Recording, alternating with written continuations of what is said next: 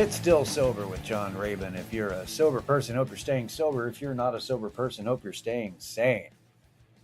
I'm wondering if this is even considered a recovery podcast. Is this considered a podcast? Technically, no. As I've said repeatedly, this is an audio diary in which I talk about once a week just to avoid.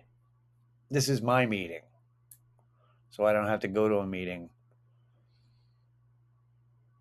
and be bored by listening to other people's stories. If I'm being honest, I'm still self-centered. Like, we're all self-centered, and I find. And the thing is, my problem is, I was a performer for so long that sometimes when I would be in a meeting, I would want to give the person speaking a light and tell them to wrap it up because they were going long, or they were losing the crowd. It's not good. Just rambling on. Just everybody. It's like, I think a lot of people speak not necessarily in meetings, not necessarily because they need to get something off their chest. It's more of it's their chance to shine, and it's easier than going to open mic. Anyway, so this is why I do what I'm doing. I'm being a little distracted here because I'm watching a 14-week-old Morkie. Are you 15 weeks yet, or are you 14? You're like 14 and a half. And you're tearing up my rug. I mean, it's an old rug, but it's hey. Stop that. Chew on this over here. Chew on this over here. Not my hand. Leave it. Leave the hand. Chew on that. God damn. Fucking puppy. She's cute as shit. I mean, that's without a doubt. And it's difficult. It's difficult because you're trying to do stuff and you turn around and go, what the fuck are you doing? Are you chewing on something you're not supposed to? Of course you are. Anyway, here we are. I finally learned what probably many of you searched, which is why in a lot of Bugs Bunny cartoons, when somebody's sucking on stage, they get a bunch of tomatoes thrown at them, which is a reference to what people used to do in the 1800s. The reason is that tomatoes were cheap, so poor people always had them, and they're easy to carry around as a snack. So they had them. So imagine being so bad at singing, acting, dancing, whatever you're supposed to be doing. Imagine being so bad that you caused people who can't afford to eat well to throw their lunch at you to show how much you suck. Man, I can't imagine getting hit by fruit or tomato, which is technically a fruit. I guess I'd rather get hit by a tomato than, say, a coconut or something, something hard. An apple, fuck. Like a granny apple or something. Just something real, like real solid in the core, kind of coming at you. At this point, just throw a baseball. What are we doing? Let me do something real quick that is recovery related.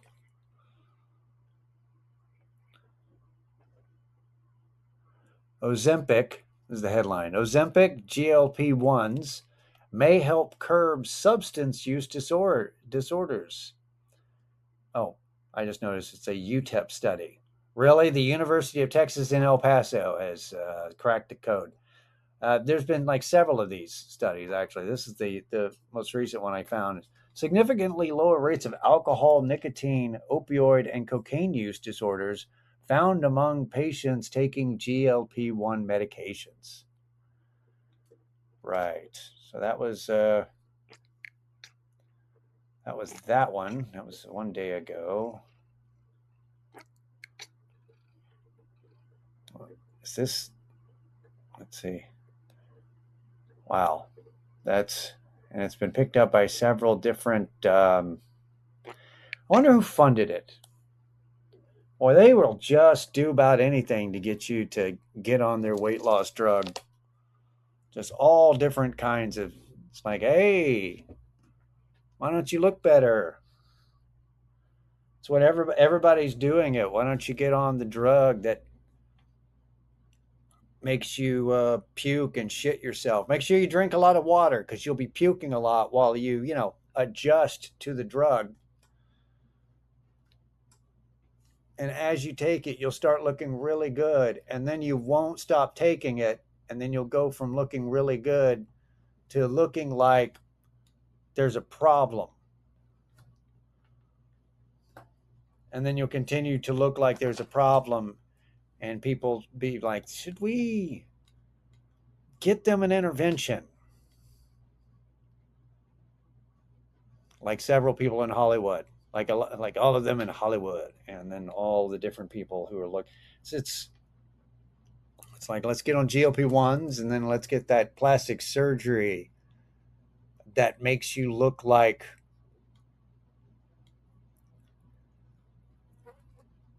you've been possessed by some kind of alien form.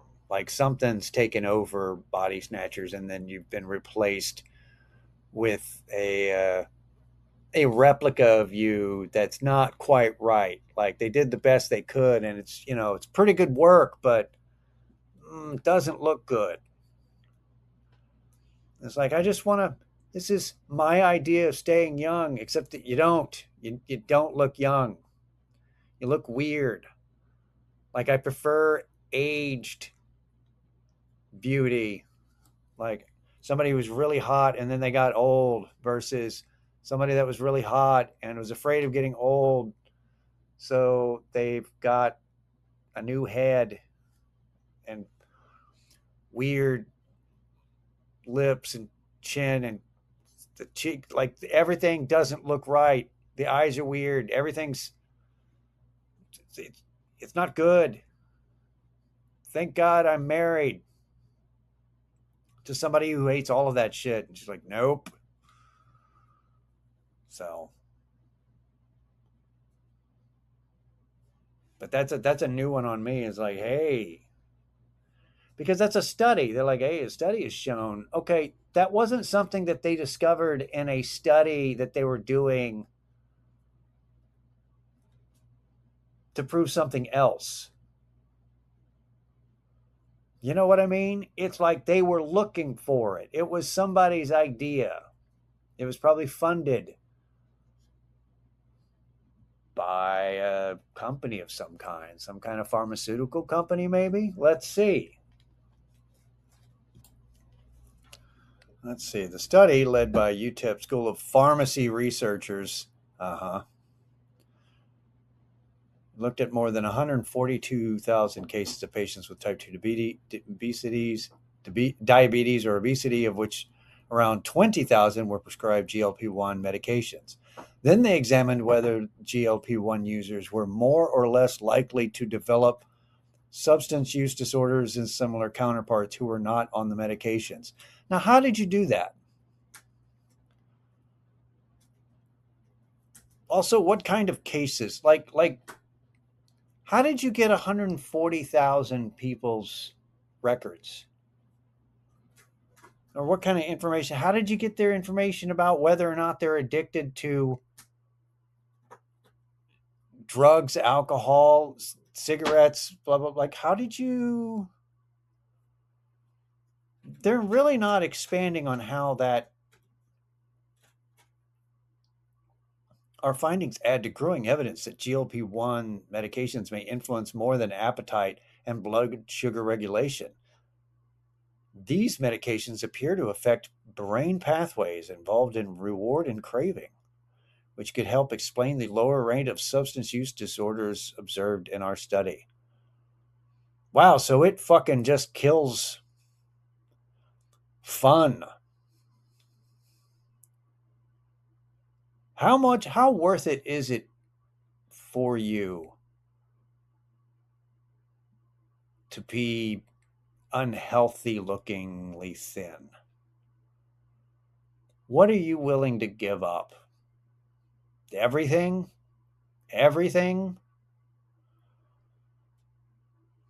Let's see. Our next goal is to conduct prospective research that follows individuals initiating GLP-1 therapy over time.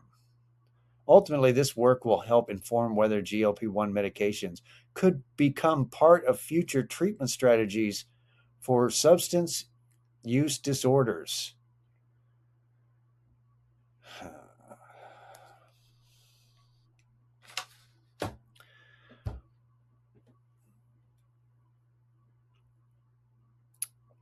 That irritates me. Because that's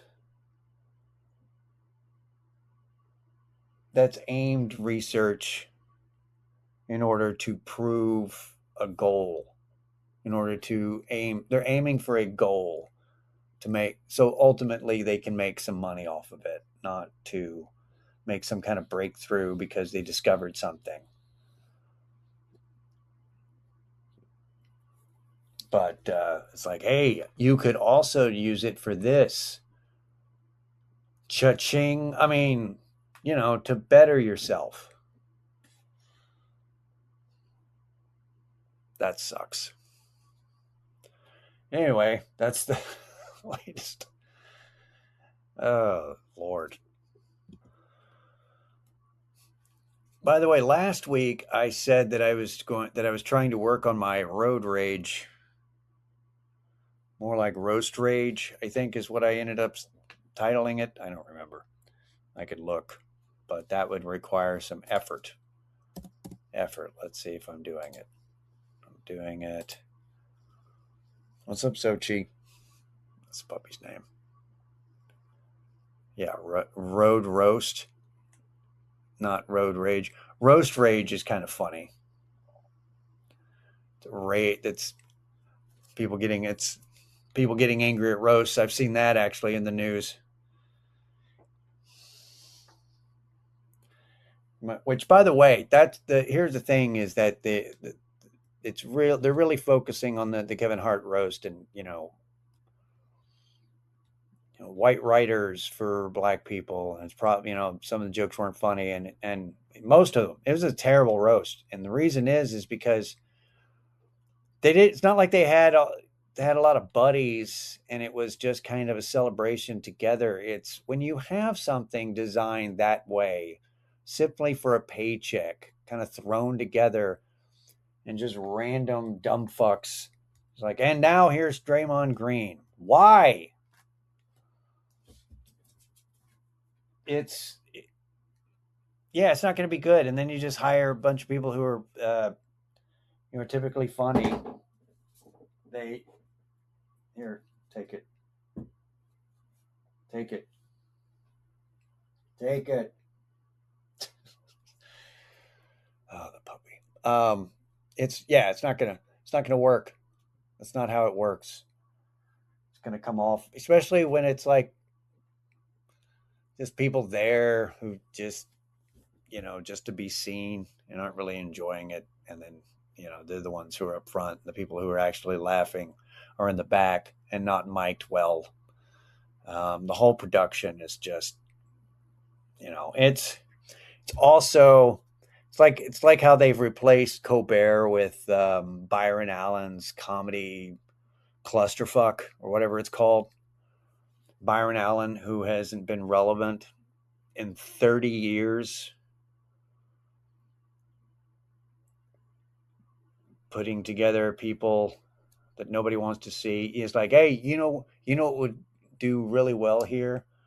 We're going to put on a stand-up hour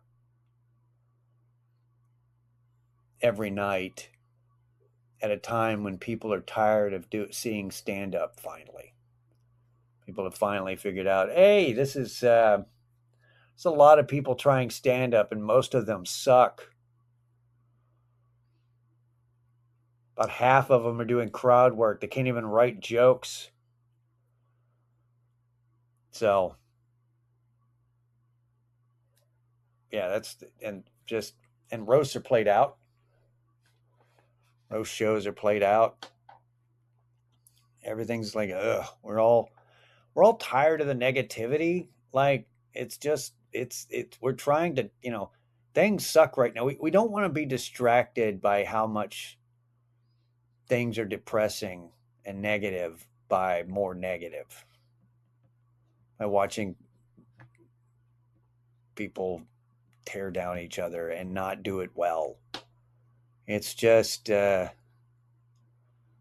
feels dated, feels really not.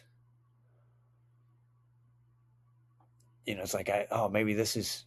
Why aren't people enjoying this? Wait, why are people watching low budget horror movies directed by YouTubers? And why are they having success? Because it's fresh and it's new. It's what the kids are watching. The kids are not watching Kevin Hart get roasted by a random assortment of people that the kids don't even know who the fuck they are or care. It's a bad call. They are grasping at straws, trying to figure out. We don't understand what people want. Also, we're not listening to them. We want them to take what we make for cheap because it's about money instead of about success or making something good. Boy, I went off the rails. I don't even know where I was going. Hey, Zochi, what was I talking about? Do you remember? You have no idea. I don't remember either. It must not have been that important. Oh yes, Jesus Christ! Is that a 7-minute segue? Like just off the rails? It's a good thing I don't smoke weed. My focus is already shit. Can you imagine me on weed? Oh, fucking that would suck. What I've learned. Yeah, I actually have been better in the car over the past week since I talked about it. I haven't gotten really like motherfucker like at people, but I have been, so I've been talking a lot of shit. And the thing is that I put together two different lists of what kind of cars people drive that are the worst drivers and the biggest asshole drivers. So just to let you know, and by the way, if you have one of these cars, one of these makes, it does not mean that you are a bad driver or that you're an asshole. But I want you to understand that people will judge you immediately, that if you have one of these vehicles, you need to drive, be diligent behind the wheel of a car. Because I've already talked to some coworkers. These lists, they kind of agree. They're like, yeah, they had a couple other suggestions, but they were like, this is kind of spot on. It's the top 3 worst drivers drive what model cars. Number 1, Nissan. Number 2, Hyundai. And number 3, BMW.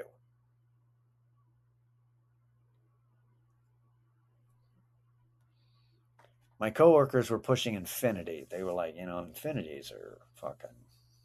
And then another guy was like, what about Buicks? But I maintain that I've never seen anybody in a Beamer that didn't drive kind of douchey. And then top 3 biggest assholes on the road. Number 1, BMW. Yeah, you're on both lists, you fucks. Number 2, Mercedes-Benz. What sucks about that is I don't see many of those that are like sporty, nice cars. I usually see mini SUVs. And I don't know why the fuck you would buy a Mercedes SUV, mini SUV. What are you doing? Why don't you just get a Toyota RAV4 that'll break down less, and then you save 30 to 50 grand to spend on literally anything else instead of your stupid benzo fucking mini SUV that has more mechanical problems than Toyota. Also, you drive like an asshole. It's like, we know you can tell you know how to drive, but you don't give a shit because you can afford a Mercedes, even if your taste is shit. And then the third one, what was the third one? Shit. Lexus. Also the same thing. Lexus is just a Toyota with leather seats and a few extra features. So just get a Toyota. Also, if you've got that kind of money, why are you settling for a Lexus? Why don't you go with like an Acura or something else with a little style? Lexus is sort of lame. Then they drive like they have lame taste. So if you have any of those cars, sorry. Sometimes you can't help it. You got to be stuck with a Hyundai or especially a Nissan. Nissan is, I can't afford to have something that doesn't have a bad reputation. I get it. But if you have a Beamer, it's no excuse. It better be 30 years old. Otherwise, I don't know what you're doing. You need to knock it off.